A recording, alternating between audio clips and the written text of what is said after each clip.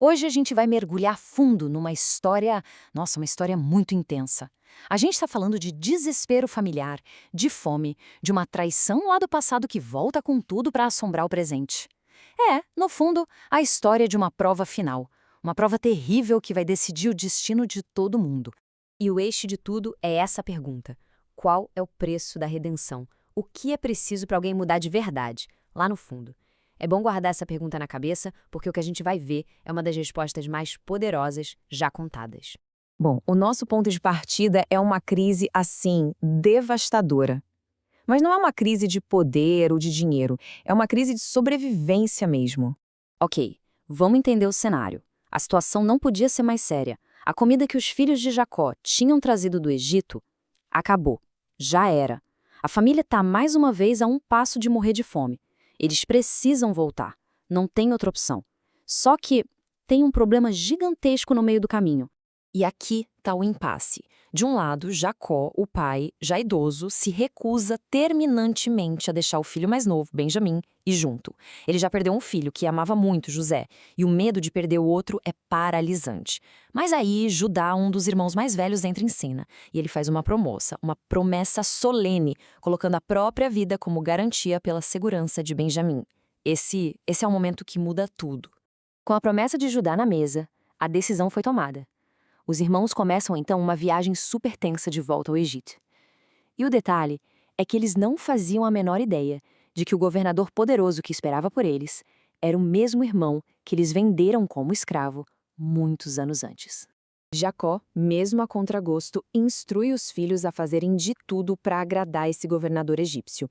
Então eles levam presentes, levam o dinheiro em dobro para provar que não são ladrões e, o mais importante de tudo, levam o Benjamim. Cada passo dessa viagem é totalmente calculado e movido pelo mais puro medo. E o medo deles só piora, porque quando eles chegam lá, em vez de serem levados para um lugar oficial, tipo um tribunal, eles são levados direto para a casa do governador, para a casa pessoal dele. Na cabeça deles, isso só podia significar uma coisa: é uma armadilha. Eles tinham certeza que iam ser acusados de roubo e transformados em escravos. Só que o que acontece em seguida não é uma punição. É algo muito mais estranho. Tão estranho que o medo deles começa a virar uma confusão que ninguém consegue entender. E é aqui é o ponto central de tudo. José, o governador, vê o irmão mais novo dele, Benjamim, pela primeira vez em mais de 20 anos. Esse é o único irmão, filho da mesma mãe que ele, a Raquel. A emoção que bate nele é avassaladora. Essa imagem aqui captura perfeitamente a luta interna do José. Pensa só, ele é o homem mais poderoso do Egito. Ele controla tudo, menos as próprias emoções. A gente vê a máscara de governador caindo por um instante. Ele tem que correr, se esconder para chorar, para que ninguém descubra quem ele é. A tensão para ele é quase insuportável. E a coisa fica ainda mais esquisita durante o banquete. Do nada, José manda que a porção de comida de Benjamim seja 5 vezes maior do que a de todo mundo. Imagina a cena, os irmãos se olhando, sem entender nada. Por que esse tratamento especial todo? Por que o caçula está sendo tão favorecido por um completo estranho? O mistério só aumenta.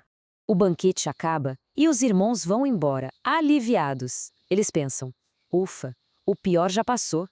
Mal sabem eles que a verdadeira prova, a prova final de José, está só começando.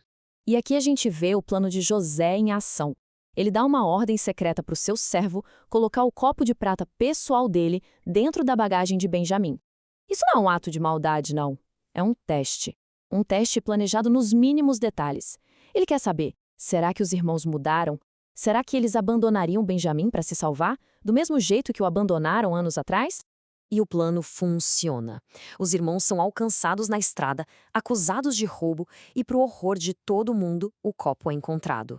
E é encontrado exatamente onde foi plantado, na bagagem de Benjamim. A armadilha se fechou. O destino do irmão mais novo parece selado. Ele vai virar escravo no Egito. É nesse momento, no auge do desespero, que algo absolutamente extraordinário acontece. Judá, o mesmo irmão que lá atrás sugeriu vender José como escravo, dá um passo à frente. Judá começa um discurso apaixonado. Ele não tenta se defender, ele não nega a acusação, pelo contrário. Ele começa a recontar a história toda para o governador. Ele explica sobre o pai idoso, sobre o amor profundo que esse pai tem pelo filho caçula. Essa frase é o coração do apelo de Judá. Ele explica que a vida do pai dele está amarrada, está ligada à vida de Benjamim. Se o rapaz não voltar, a dor vai matar o velho Jacó. Judá agora entende o peso do amor de um pai, uma lição que ele claramente não tinha aprendido com José. E então vem o clímax. Judá, o homem que um dia sacrificou o irmão por dinheiro, agora se oferece em sacrifício. Ele se oferece para virar escravo para sempre no Egito, no lugar de Benjamim, só para o irmão poder ficar livre e para o pai poder continuar vivo. Essa era a prova final, e Judá passou no teste.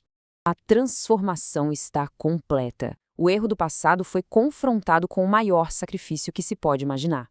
Mas a pergunta que fica no ar é: como é que José, o irmão traído, que agora tem todo o poder do mundo nas mãos, vai reagir a esse ato de amor e de redenção? A resposta dele vai mudar tudo.